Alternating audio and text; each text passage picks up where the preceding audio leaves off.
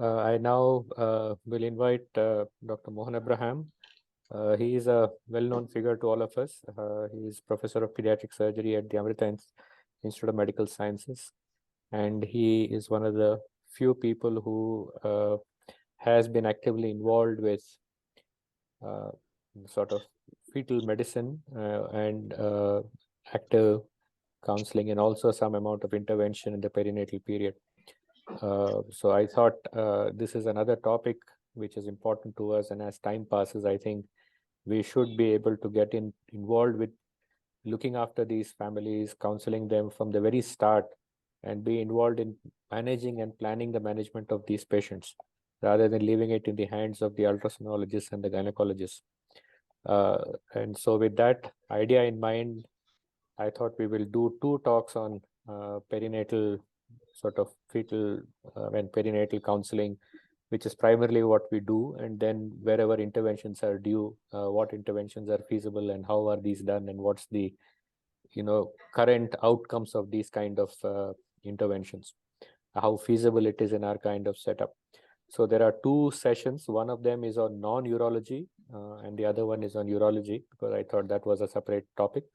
I have requested Dr. Mohan Abraham to speak on the non-urological conditions because I know that he has had an interest. He has received some training at Cincinnati in their fetal unit. So without much ado, Dr. Mohan Abraham. Thank you, Dr. Sanjay Rai. It's a great pleasure to be here and to talk about this. And right in the beginning, I like to throw a little water on his enthusiasm. Can you see my slide now? Yes, we are able to see your slide. Yeah. Yeah, because with the coming of the MTP being allowed till 24 weeks, most of the fetal conditions are picked up before that, and that is in one way reducing the fetal workload as well as the pediatric surgical workload. People with unilateral hydronephrosis, 5 millimeter APD goes for MTP. So that is the present scenario now. Fetal surgery thrives in those countries where MTP or abortion is not allowed, like European countries and some states of US. There it thrives, but in those countries where termination is allowed, is legal, somewhere it doesn't pick up that much. Now, let's go over the few conditions here. What is the principle of fetal surgery? Or as all of you know, stitching time saves 9. Or if you can relieve the obstruction of the kidney before kidney damage occurs, we can save those kidneys. But remember, every fetal intervention, whether open or endoscopic, involves a risk to the mother and the fetus. Now, what are the problems with fetal surgery? One is the depth of anesthesia. Now, when you're doing an open surgery, uterus has to remain relaxed. If the uterus contracts, there will be a placental separation, the blood supply to the fetus goes and the fetus dies. Now, to keep the uterus relaxed, you cannot do with the muscle relaxant. So you have to relax it by increasing the depth of anesthesia. So when you take the patient deep, there is maternal myocardial depression and hypotension, which in turn decrease the placental perfusion. Now, we can abort uterine contraction with indomethacin, but then it constricts the fetal ductus arteriosus, which is essential for fetal life. You can give magnesium sulfate, but it can produce maternal pulmonary edema. It has occurred in our hands, even if you titrate the magnesium sulfate. Of course, premature labor is part and parcel of any fetal intervention. Now, chorioamnion separation, these are 2 membranes that is covering the fetus. Now, if they separate, there will be fluid leak through the vagina, ascending infection, fetal loss. So that can occur with any fetal intervention. Now, people thought with the endoscopic surgeries will be better compared to open surgeries. So they compared various surgeries, and what they found was, in either case, there was no maternal mortality. Requirement of intensive care, length of hospital stay, requirement for blood transfusion was definitely less in open in endoscopic group. But major complications like premature rupture of membrane, pulmonary edema, abrasio placentae, postoperative vaginal bleeding, uncontrollable preterm labor leading to preterm delivery, or interval from fetal surgery to delivery. Now, all fetal surgery patients, they tend to go into labor from about 12 to 14 weeks from the date of surgery. Now, we don't know what is this biological clock that sets this thing in, but it does happen. It happens 12 to 14 weeks from the time of surgery. So that's one of the reasons why in fetal surgery, we tend to take it as late as possible, so that even if a premature delivery occurs, the baby will be salvageable. Now, chorioamnion separation occurred more often in the endoscopic group. And this is because in open, we are using a stapler, which is a disposable staples, which holds the chorion and amnion together and also prevents bleeding. You will see this in the endoscope, in the video that I will be showing you. Now, percutaneous procedure group had least morbidity. That's understandable. Now, what is armamentarium that you require? You require a fetoscope. That what you're seeing here, this is the fetoscope that used for feto, and this is the telescope that goes into the fetoscope. It's a 1.2 mm telescope. We'll again see that in the video. Now, there is straight fetoscope as well as curved fetoscope. Depending on the condition for which you are using it, you can choose from them. Now, you need a good laser. We have a Dornier laser, multi-beam. Just one second, excuse me.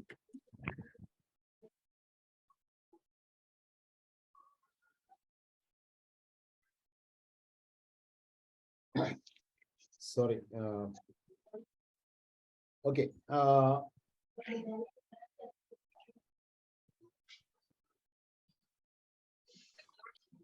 So now we come to a few conditions. One is a twin-twin transfusion syndrome, or TTTS. It occurs in monochorionic twins, which two twins share the common placenta. So the blood from one placenta goes into both the twins. So one twin gets a lot of blood, it dies of hydrops and cardiac failure. It is overperfused, while the other twin doesn't get any blood, so it dies of IUGR. So what we do is we go between the two cord insertions. That's called the vascular equator. And all the vessels that is anastomosing, we coagulate with laser. Now, it develops between 16 to 24 weeks of pregnancy. Usually, it is staged into 4 stages. This is stage 1, small amount of amniotic fluid found around the donor twin and a large amount of amniotic fluid. So, there is oligohydramnios with the donor and polyhydramnios with the recipient, but both are viable. In stage 2, in addition to description above, the ultrasound is not able to identify the bladder in the donor twin. Because donor twin is not getting any perfusion, is giving away all his blood to the other twin, to the recipient twin, that the bladder, there is no perfusion of the kidneys. Now, stage 3, in addition to stage 1 and 2, there is abnormal blood flow in the umbilical cord of the twins. Stage 4, in addition to all the above finding, recipient twin has swelling. So it has gone into hydrops over here. The recipient twin has got heart failure. Now, stage 4, in addition to all of the above finding, one of the twins have died, and this can happen to either twin. The risk to either the donor or the recipient is roughly equal and is quite high in stage 2 or higher TTTS. So you have to be careful. The moment you come to stage 2, that's the time we tend to intervene. Now, you look at this video. This is, we are identifying where the cords are with the ultrasound. Now, that is one cord over there. There's another cord. And between the two cord insertions, there is a little locker. Then we put in a needle, and this is viewed with the ultrasound. And once the needle has gone in, then you introduce a guide wire through the needle. Now, once the guide wire is in, you remove the needle, you make a small incision with the knife, and then, see, that's a guide wire that's gone in. And then you put the thermodilator or thermo introducer through it. This is a 10 French one. It goes in over the guide wire. It's again visualized with the ultrasound. And once it is gone in, you replace amniotic fluid with ringer lactate. Now that's a straight fetoscope that I'm using. The telescope is already inside the fetoscope. You go in, and once you visualize the thing, then this is what you see once you go inside. A lot of turbidity. Then you find there's one cord. You find this vessel that is anastomosing. See that? And then you use this laser, this diode laser, the frequency is such that the red cells absorb the laser energy and it coagulates. So it doesn't rupture the vessels, but it's only coagulates and block the vessels. So you go from one end of the placenta to the other, identify all the crossing vessels, and you coagulate them. And then you make one more survey after that, because sometimes the vessel that is very small, very insignificant, may bulge out once you have blocked the major vessel. You do a resurvey of the whole thing, and if you find any new vessels that is anastomosing, you block them also. Now we come to another syndrome, amniotic band syndrome. I'm sure all of you have seen babies being born without finger, toes, or even wrist. This is because the amniotic band winds around the finger or the toes of the hand and creates gangrene of that part, leading to intrauterine amputation. Now, there are three theories. One is the problem with the germplasm itself, because sometimes along with this amputated limb or finger, you also find internal visceral and systemic anomalies. So they feel that it's a germplasm problem. Spontaneous rupture of amnion can occur, and this then winds around the fingers, leading to amputation. Then the third theory is that if you intrauterine trauma like amniocentesis or sometimes fetal surgery can produce amniotic bands that can produce. Now you can always divide these bands with the laser. I'm going in here. This baby had a band that is going right across the abdomen, almost causing evisceration. You can see the leg of the baby there. Now that is a laser and that's a band. So again, you apply the laser current and they just divide the band. Now, if it is winding around the finger, you can divide it over the finger. Now, the one thing is that the laser dissipation, heat dissipation is much more limited than cautery. So you can safely divide that without harming the tendon or the vessel inside. Number two is any wound, intrauterine wound heals without scarring. So when the baby is born, you will have a normal finger. You don't find any scar over there. So if you find a band, you can always divide it. Now we come to fetal hydrothorax. It can be a chylothorax. It can be hydrops, immune hydrops, torch, syphilis, paravirus B19 or fetal maternal transfusion syndrome. Sometimes it is associated with Down syndrome also. So what you do is, again, you go with the thoracocentesis first. You do 1 or 2 taps and see whether the lung expands or not. Because if the lung doesn't expand, it doesn't grow. It has the same problem as a diaphragmatic hernia. Your lung, you will land up with a pulmonary hyperplasia. So if the thoracocentesis relieves obstruction and the fluid doesn't collect again, you are done. But if it collects again, then you think of a shunt placement. And you use the same shunt that is used for rescue amniotic shunt. And you can see the shunt here below. And that is straightened over this guide wire and then introduced with this Cook introducer into the hydrothorax. Now, that's a Cook introducer that goes in, again done on the ultrasound. It goes into the chest of the baby. Now, you see that? You can see it in the ultrasound. It is inside the chest now. So then the stylet is removed and the stent over the guide wire is introduced with the stent pusher inside. And when one coil is inside, you remove the guide wire and remove the stent pusher and push the other coil of the shunt into the amniotic fluid. So one coil remains inside the chest cavity, other coil remain outside, and this will relieve the compression of the lung. But usually these things tend to come out in a few weeks' time. Now we come to sacrococcygeal teratoma. Now cystic tumors are less chance of eye drops, while solid tumors are more chance of eye drops. Now this ultrasound picture, now you don't think that this is the head, this is the sacrococcygeal teratoma that you're seeing. Now this again is the sacrococcygeal teratoma you're seeing. You can see the blood supply there. This is a Doppler, you can see the blood going into there. So now it's an open surgery again. So you have to give a very heavy dose of tocolytics. You give indomethacin suppositories, then inhalation fluorine or dysfluorine anesthesia.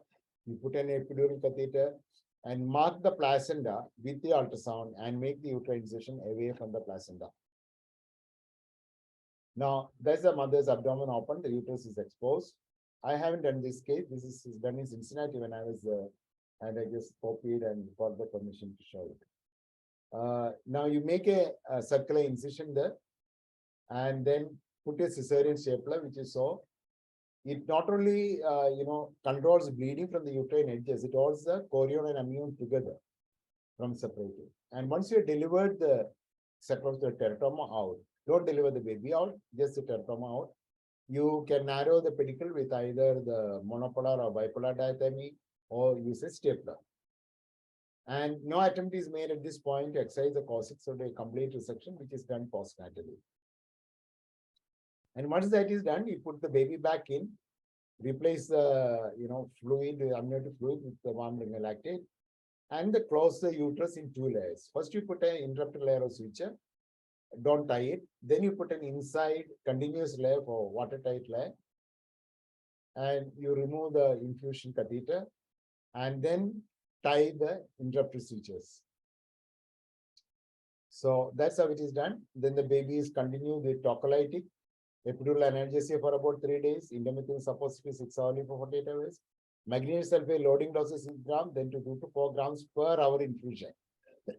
For the next 48 to 72 hours, somebody will have to sit with the patient to do that. Because according to the contraction, you have to increase or decrease the dose. Then the patient can go home on oral nifedipine, but we ask them to stay close to the hospital because if they go into premature labor, they have to report immediately and need a cesarean section. If they wait, there is a remote possibility, although no case has been reported so far, there's a possibility that the scar can rupture. Single cause of maternal metastasis in anticipation of labor, and as I said earlier, complete excision of the tumor postnatally. Now we come to open neural tube defects. You can see the defect here. Now, if you look at here also, you can see the sac. Okay, that's a sac over there, and the lamina is missing over there. Now, damage in myelomeningocele occur due to 3 reasons. One is developmental damage. You cannot do anything about it. Now, third trimester amniotic fluid is mainly fetal urine with high content of urea, toxic to spinal cord. And third is displacement of the spinal cord dorsally through the defect results in tearing of the roots. So these last 2 is some other problem that we are trying to ameliorate with antenatal surgery. Now, you make sure there are no other anomaly. You do amniocentesis, make sure the leg movements are there. Because if the leg movements are not there, there is not much point in going for an open surgery here. Now, timing of surgery, spinal cord is capable of regenerative growth till myelination has occurred. Myelination occurs between 15 to 24 weeks. So surgery has to be done before the end of 24 weeks of gestation. Now, there was a last study called MOM study in US. And what they found at the end was shunt requirement was off in prenatal surgery group compared to postnatal. Same with hindbrain herniation. And walking without support was almost double in the prenatal surgery group compared to postnatal. So definitely prenatal surgery does help, but we cannot guarantee the mother a normal child.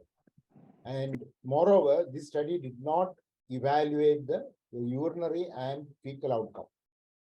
So when we tell the mother all this, most of them opt for a termination of pregnancy, and we have no right to stop them. Now, this surgery I've been attempted to do laparoscopically or intrauterine laparoscopic surgery. People have done that, especially in Germany and other places. And there is one group who strongly support open surgery. They say open surgery is better for the baby because you can give a watertight closure of the defect. While as in endoscopic surgery, what you do is you put a patch where the defect is to cover the spinal cord and close the skin over it. And that closure is not very watertight, and sometimes the amniotic fluid with urea gets into the spinal cord and causes damage.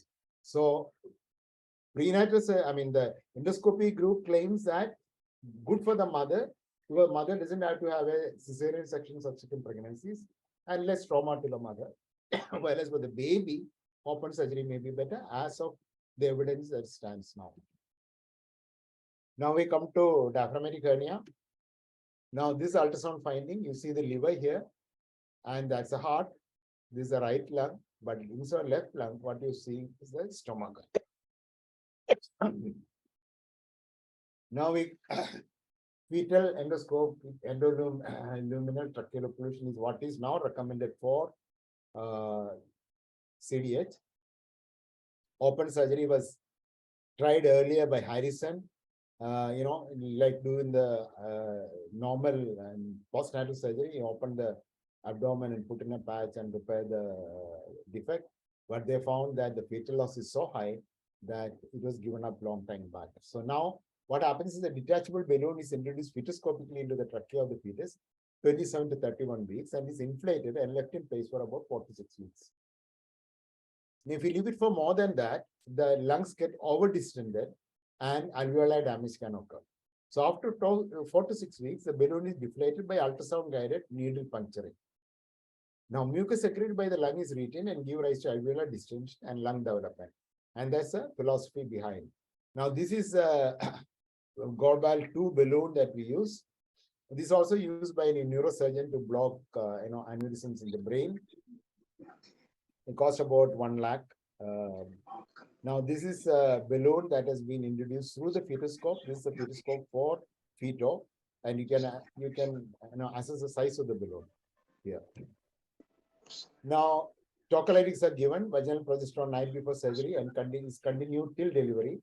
Now, indomethacin, 50 milligram rectal-suppository, 30 minutes before surgery, then every 6 hours for 1 or 2 days, and then nifedipine is continued till delivery. Now, this is, I've gone into the uterine cavity. There's the nose of the baby you're seeing. You find out the mouth. You go over the tongue till you reach the epiglottis. See, there's epiglottis. Then you slip into the trachea. You go up to the carina to make sure that's a trachea, because you would have noticed that, like the adult or the children bronchoscope, you don't find the tracheal ring so prominent here. And sometimes when you are in the esophagus, you may think that you are in the trachea. So it's important to go up to the carina. Now, once you are made sure that you are in the carina, you bring in your balloon. So balloon is brought in and it is inflated just above the carina. You put about 0.6 ml of saline. That's all you need to put. It snugly fits in the trachea. And once it is fitted in, you just pull on the stem so that it just comes on. And the balloon stays there, which, as I said, is deflated later. Now, there were a multi-center study done all over the world, and they found that in severe CDH, defined as lung head ratio of less than 25%, the survival rate was almost doubled with fetal, 24.1 to 49.1. Now, it has this problem like tracheomegaly with no clinical impact. Then it reduces the number of type 2 pneumocytes and surfactant expression. So that's one of the reasons why we tend to deflate it for 4 to 6 weeks. Premature rupture of membrane is part and parcel of any fetal intervention. Now, there was also a study for the moderate risk group. Now, moderate risk group was defined as LHR 25 to 34% with irrespective of the position of the liver, or 35 to 44.9% with intrathoracic liver herniation as determined by ultrasound. Because anything above 45% has a good outcome. If LHR is above 45%, we tell the patient that outcome will be good. So there's no need for intervention at that point. So this is a definition of the moderate group. And they found that in moderate group did not help. There was no difference in conservative management versus fetal group. So as of now, it is indicated or evidence is only for the severe group or where LHR is less than 25%. Now, there is a problem with this study because in moderate group, the study was done at 30 weeks to 31 weeks. While as in the severe group, the study started at 28 weeks. So the people ask this question, if you do the same study for moderate group at 28 weeks, because the patient had 2 more weeks for the lungs to mature, whether the results will be different. And that is being studied now. Now we come to CPAM. Now compression by the mass leads to hyperplasia of the normal lung, and cardiovascular compromise lead to fetal hydrops and death. Now esophageal compression by thoracic mass causes interference with fetal swallowing, leading to polyhydramnios. If the fetus develops hydrops, the mother mimics it by the symptoms of preeclampsia, which is called maternal mirror syndrome. Now, the sad part is, if once a maternal mirror syndrome occurs, we cannot reverse it without, even if you do surgery on the fetus. So we have to watch out, we have to be very careful. We have to do, if you have to do the surgery, we have to do it before the mother develops eclampsia. Now, prognostic indicators are CPAM or CPAM volume ratio, which is called CVR. This again was, proposed by people in Cincinnati. A CVR of more than 1.6 is predictive of increased risk of eye drops. It doesn't mean that they have to go into eye drops, but is predictive of increased risk of eye drops. Now, मैंने तो उसको सोचा था माल rotation वाला कबीर शाह को 12 milligram intramuscularly, 2 doses 24 hours apart to shrink the tumor. A lot of our patients, when they come with almost going into eye drops, we give betamethasone. They have recovered at the tumor has shrunk, and we could avoid it in the surgery. Now, if it doesn't, if the fetus continues to go into high drop, then you have to do a fetal lobectomy. Again, it's an open surgery, like you have seen for the sacrococcygeal teratoma. You open the uterus, expose the chest, then do the lobectomy like you do in neonatal surgery, and then close the chest and put the baby back in and close the uterus. Now, suppose there is a artery that is supplying this lesion, especially that occurs in hybrid lesions. Like in this baby, you can see that artery supplying the lesion. We coagulated with the laser, and the tumor shrank. The baby, it has gone into hydros by that time, but the tumor shrank, and then we could save the baby and the mother, and we have published that. Now we come to exit or ex utero intrapartum treatment. It can occur for airway obstruction. It's like high airway obstruction because of tracheal septum or tracheal atresia, or a tumor that is compressing the mediastinum, or even a CCAP. If the large lesion of the lung and you think the patient won't be able to breathe, if you don't do a surgery, then you have to do an exit procedure and do the removal of the tumor and then deliver the baby out. Now, this you see, this Charles patient, you can see the dilated trachea there and ballooned out lungs. You can see the diaphragm that is being pushed out. So this is a classic picture of chaos or congenital high airway obstruction. And if you see this, then you suspect there's a problem with the trachea. Because not all the time you may not be able to see the septum that is obliterating the trachea. So you need a large team. You need the gynecologist to deliver the baby out. You need the pediatric surgeon to do the tracheostomy or whatever surgery that is needed. You need the neonatologist to take care of the baby after delivery. And you need the fetal medicine people to observe the cardiac output, because these babies, the saturation probe that we have is not reliable below 75% saturation, and the fetal saturation is less than 75%. You see, so you cannot rely on saturation very well. What you have to do is put the the probe on the heart and see the cardiac output and the heart rate, because these babies respond with bradycardia if there is a fall in hypotension or oxygenation. So that's what you look for, and so that's the role of the fetal medicine person. And So this is a large team that is in the theater at that point of time. You give a rapid sequence anesthesia because you don't want to waste any time, taking the mother deep. Now, maternal oxygenation and BP is very important because if it drops, there will be a depression in the plasma circulation. So BP, and as I said earlier in the beginning, the uterus has to remain relaxed, and to keep it relaxed, you have to take the mother very deep. And only then the uterus remain relaxed. And when you take the mother deep, there is a fall in the hypertension. There's fall in the blood pressure, which is elevated by using ephedrine. Because all the other hypertensive agents will also constrict the placental circulation also. So here you elevate the BV to counteract the absence of volition agents, and ephedrine acts selectively on the peripheral circulation, and it doesn't affect the placental circulation. Now in stage 1, inhalation agents are used to minimum, and then tocolytic supplement is given with indomethacin, terbutaline, or nitroglycerin. Maintenance of uterine volume is achieved by not delivering the fetus out. You just deliver the part that you need to operate on. Like if you are planning a tracheostomy, you just deliver the neck out.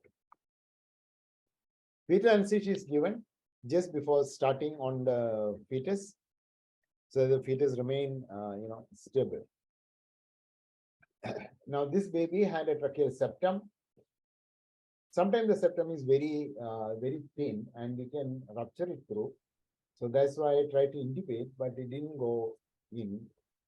So then we decided to go for a tracheostomy. So you don't need to pay it betadine because intrauterine area is clean, and you make a vertical incision here.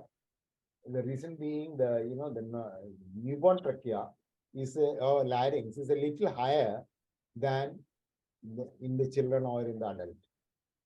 So your tracheal rings also will be a little higher. You open the trachea, and as I said earlier, it is full of liquid. So there's no point in trying to ventilate till you have sucked out all the liquid. So while I'm fixing the flanges of the tracheostomy tube to the skin, somebody sucking out all the fluid. See, once the fluid is all sucked out, then you can connect the ambu bag. And once the ambu bag is connected and the baby is being ventilated, and that's the point. See, there's the ambu bag being connected. Then the baby is pulled out of the uterus, and the cord is clamped. So till this point, the baby's perfusion and oxygenation is maintained by the cord. Okay. Now the baby goes into the neonatologist's hands, and they take care of the baby from then on. Now, stage 2, just before clamping the cord, volatile anesthetics are reduced to minimum, oxytocin is given, and if needed, uterine massage and methergine or F2 alpha prostaglandin is also given for uterine contraction, and reversal of maternal paralysis is given. And this is the baby, postnatal CT. You can see the tracheal septum there is about 0.5 centimeters septum. Baby is about 4 years old now, and we are planning. I was talking to Dr. Sanjay Rao to help me out with the resection because you see the vocal cord is just above that. So you cannot. You need some distance between the vocal cord and the trachea so that we can resect and there's something to anastomose. So people in Cincinnati advise me not to touch the baby till baby is about 4 years old. So that's why we decided to wait till that years old. And this is neonatal CT. We are planning to do the CT again to see how much distance we are getting. And once if Sanjay Rao also think that is resectable, then we'll take the baby up, resect it, and establish the way. But whatever you do, all these babies have some problem with phonation. That's what the experienced people tell me. And maybe some problem, maybe there will be glutation also. As of now, the baby is swallowing that. Now we come to a few other conditions like omphalocele. Here, you need only advise them. There's no role of intrauterine surgery. You can see the omphalocele there. So we normally advise them to go for a cesarean because normal delivery may rupture the omphalocele. And once the cesarean is done, we do a graded resection. You put plaster what do you call, plaster around the omphalocele, dynaplast, and compress it gradually or 4 or 5 days and reduce it into the abdomen and then go for a formal repair of the defect. Again, this child also has encephalocele. Now you can see the, you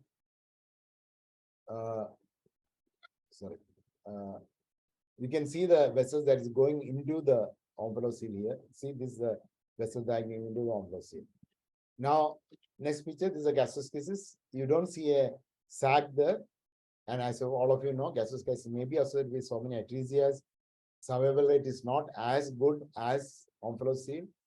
In omphalocele, other anomalies are more, so we usually advise the karyotyping and look for other anomalies once a baby is born. Well, a gastroschisis is not associated with that many other anomalies.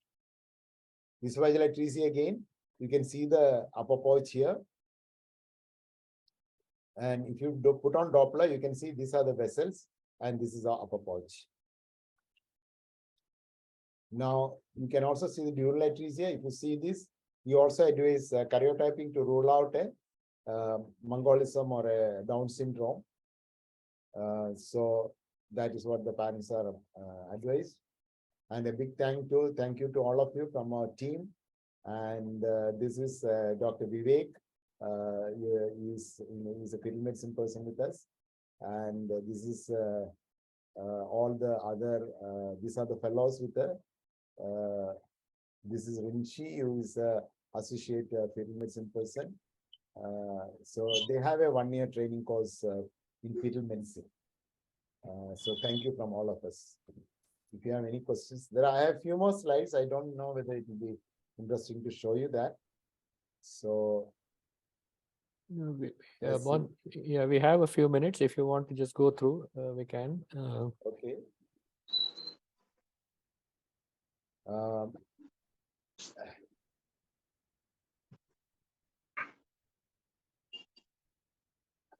These are all aneuploidies and other thing. I don't. Okay. All right. Yeah. So I think then thank you very much. I think you have a excellent body of work of various types that has happened. So I think congratulations on this. It's a difficult area, and building teams and keeping people together to build a program is not easy, especially when there are other specialists involved.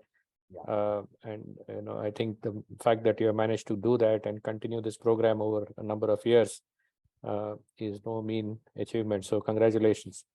I think that is one point I also would like to emphasize, that if we as pediatricians, if we don't take any interest in this field, there will be other people to take on interest. There will be urologists to take care of fetal urology problem. There will be fetal medicine people to take care of. I mean, they are itching to do some, get some invasive work because that's where the money is. So yeah. I think as pediatric surgeon, we should not let the opportunity go. Wherever you have an opportunity to, get into fetal work, do it. And if you need any help from my side, I'm willing to, give it to you or any of our team, no problems. But I suggest that we should take an active interest in this field.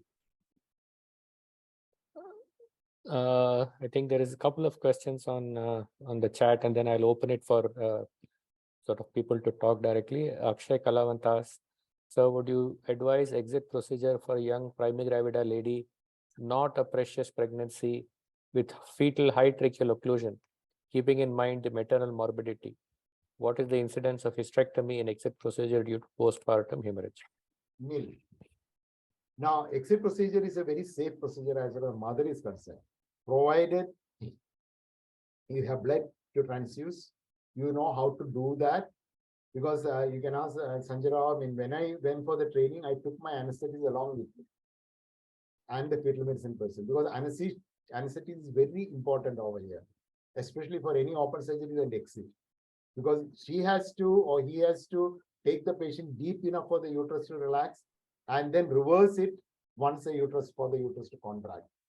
So that anesthetist, so if you have a good anesthetist, trained anesthetist in this, there is no risk to the mother, and there's no reason why we should go for termination at that point of time. Because usually these anomalies are identified towards late pregnancy, where the time the time for MTP is already over, and you going at termination at 26 weeks almost is infanticide. So feticide. So I don't think that is justified ethically. Even people like Sanjay Rao is already there, who is very well experienced in tracheal work, and I don't think there's any reason why it should let the children die. Thanks, Mohan. Any other questions from the audience? Please unmute and speak up, please, or just put up your hand and I'll invite you.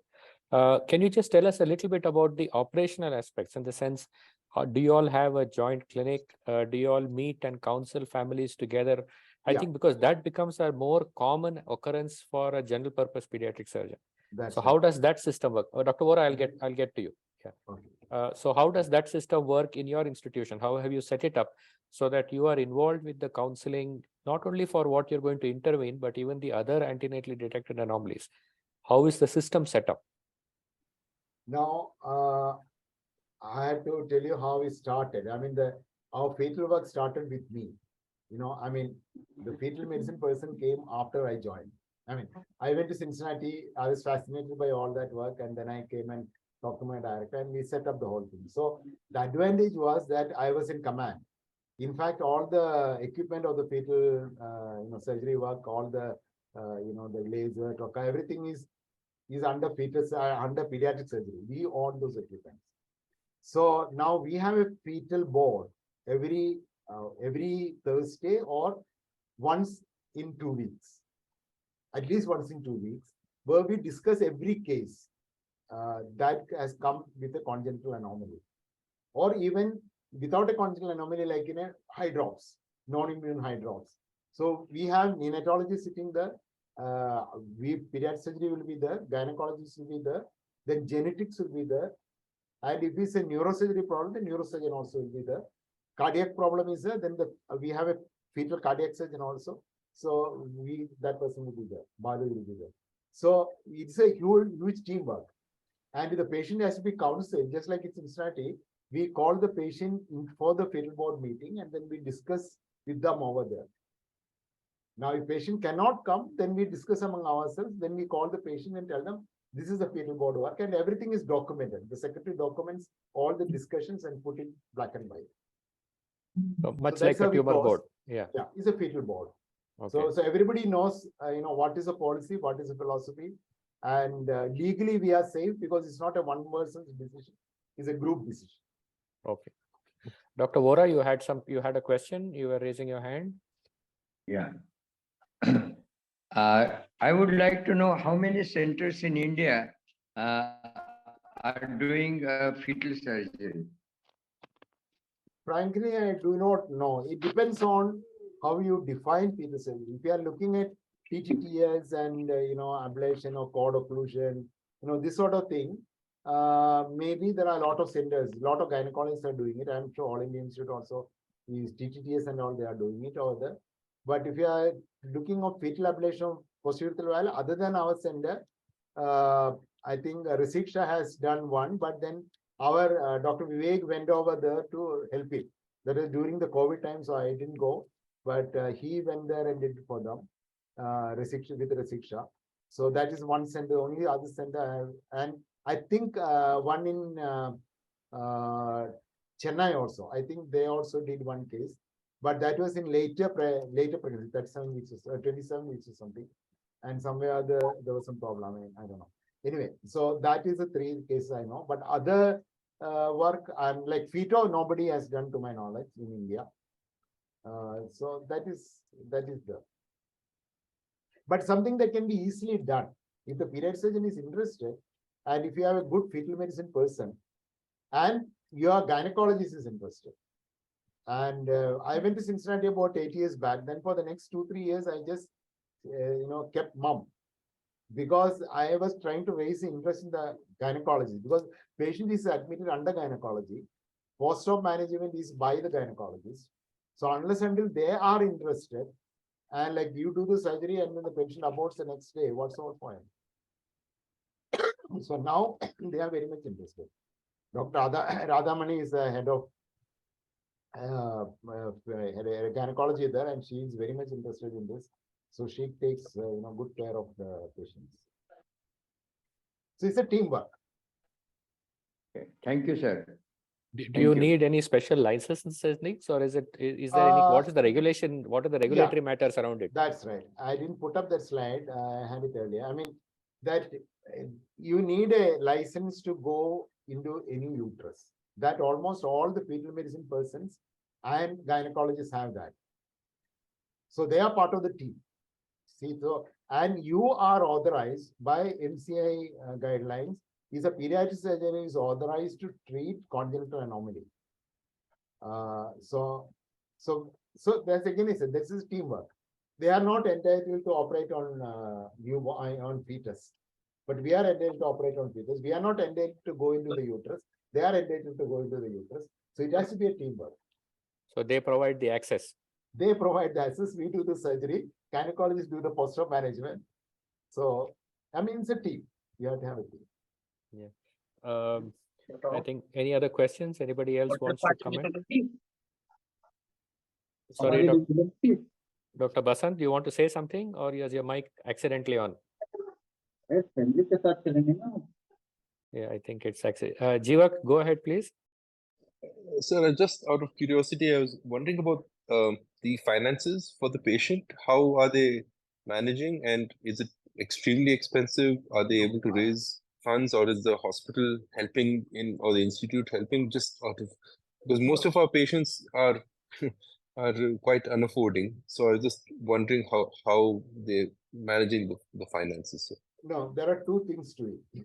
Number one, the fetal surgery per se is not that expensive. Like if you are thinking of valve ablation, PUV valve ablation, the laser fiber, you always use a disposable laser fiber that costs about 20,000 rupees. And then the laser machine and the other things are, there already. So maybe, less than $1 lakh, they get the surgery done. Now, but just imagine the cost to the parents if the baby is born with a bad kidneys. Recurrent surgeries for valve ablation, replantation, finally renal failure, renal transplantation. See the amount they have to spend. Compared to that, antenatal surgery is cost saving. Now, other thing like TTDS and all, I said it all comes about 20,000, 30,000 rupees. The patient can go home because only 2 or 3 days of admissions. And the main cost is for the laser fiber and maybe for the laser work, and then it's all done on the local, so there's not even an anesthesia cost per se. Although we have an anesthetist standby just to monitor the saturation of the mother just for the legal safety, but otherwise there's no anesthesia per se to the patient. So cost is not a deterrent over there. Now, when you come to open surgery like exit or a sacrococcygeal teratoma, the surgery is costly because you are charging the patient for the cesarean in exit, plus a cost for the neonatal surgery, like whatever the tracheostomy or whatever it is, then the neonatal ventilation, the NICU care. But these things is going to be there even if the patient is delivered normally. There's no difference there. So additional costs for the fetal surgery is not much. Now, because it is a rare surgery, it is a new thing. I mean, I know there are people tell me you can charge much more. Yes, I can charge much more. But the problem is if you charge much more, number of patients will be less. Our experience will be less. Less and less people will take up this surgery, and the popularity of the the branch itself will die down. So I think it's better to keep the cost as low as possible. And our institution helps out. If the patient is really poor, we have a patient service department. They have to put in a request there, and then they help them out in whatever way they can. But that is for all the patients, not especially for people. Any patient. Thank you very much, sir. Thank you very much. Just a couple of questions. One, I was curious about, I think this the feet endo for the tracheal occlusion thing. So at what point do you take out the balloon? Is it done about, as an exit? 4 weeks after putting it in. No, in the sense you rupture it, but when do you actually take it out of the trachea? I didn't tell that, sorry. Most of the time, by the time of delivery, you find it lying floating in the amniotic fluid because baby tends to toss it out. Because the baby is constantly breathing. It's a small thing, very light, it just flows out. Otherwise, with the first cry, the baby coughs it out. If these two doesn't happen, you may have to do a bronchoscopy and take out the balloon. But it doesn't usually cause obstruction to the breathing because it's very small. It remains somewhere in the trachea like a foreign body, but it doesn't really suffocate the baby. Now, one thing again I want to tell you is from the time of putting the balloon till deflation, the patient has to remain very close to the hospital. Because if the patient goes into premature labor, then somebody has to, in the middle of the night, with the ultrasound, rupture the balloon. Otherwise, if the baby is delivered with the balloon inside, you sure have a neonatal operation. Yeah. So that I think somebody's asked, are there any training pathways in India?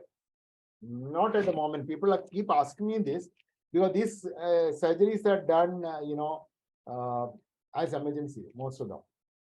So, I mean, I can't call for a training program, and if you come this month, we may not have any. Like when I was in Cincinnati, we were lucky to see a lot of cases. So those people are telling me that you are lucky because many times other people come, they don't get to see anything in 1 month's time. So, because you cannot predict. I mean, they are not elective cases where you can schedule it together. So that's why the other place you can go is in Cincinnati, CHOPS. You write to them, they will pick up an observer, you can see that. And if you are, if you're senior enough in your career, you don't need a hands-on over there. You can see how it is done. The important thing is to learn, when to do it and what are the precautions you take, what are the complications you expect, and of course, how you recommend. That is what is more important to learn. The technique per se is not difficult at all. Okay, one of the last questions. Have you had good outcomes for fetal management of gastroschisis? Can you shed more light on it? No. There's no indication for a fetal management of the gastroschisis because you deliver postnatally and then you go for the formal repair postnatal. You don't need to do anything for that. See, fetal intervention is indicated if there is a death to the, risk of death or a what we call a a baby is not going to survive with that lesion, then definitely there is an indication. Or if there is a definite organ damage that is going to come by the time the baby is born. These are the two indications to go for a fetal damage. Fetal intervention. Because fetal intervention, as I said, the mother has to go for subsequent pregnancy, they have to go for a cesarean, then fetal loss, premature delivery, all those complications are there. So you're not justified in going for a fetal surgery in gastroschisis because you're not going to achieve anything. Dr. Aravind Radhakrishnan, are there separate indemnity requirements if one is planning to venture into fetal therapy? I don't think so because, as I said earlier, we are entitled to operate on all congenital anomalies. So we are just doing that. They have the gynecologist and the fetal medicine person have the PNBPA certification, which authorizes them to do that. Then, like any other surgery, you have to take an informed consent. You have to tell them these are the consequences and these are the problems that we expect. And we usually, in these cases, we make them write in a plain paper. In one of the, the papers or the chart, we make them write it in their own language, in Kerala, like usually Malayalam or Tamil or English, whatever. And we make them write and sign it, explaining everything. This is apart from the formal consent that we take. Yeah, I think this is much like organ transplant. I mean, you do a video consult and then the family, the parent writes the consent and then signs it. So there's no this thing about I didn't understand. Good. I think we are sort of past 8 o'clock. Any other questions? Any other observations? Dr. Bagdi, do you want to come in and say something? I've heard Mohan before. Very good. I am quite surprised. See, 30, 40 years back, I thought transplant and fetal surgery, these are the two things. The transplant, liver transplant, which seemed so impossible, has taken such a big way in India. I'm quite surprised why this fetal surgery is not coming. Actually, Dr. Chatterjee, Jipma, his son, is an anesthetist in US. He's doing a lot of all these things.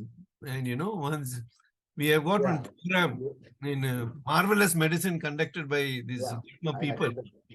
And there, Mohan Abraham and Chatterjee both.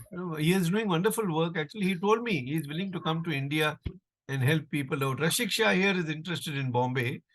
So I am quite surprised, Suresh is doing all these non-invasive things in Chennai.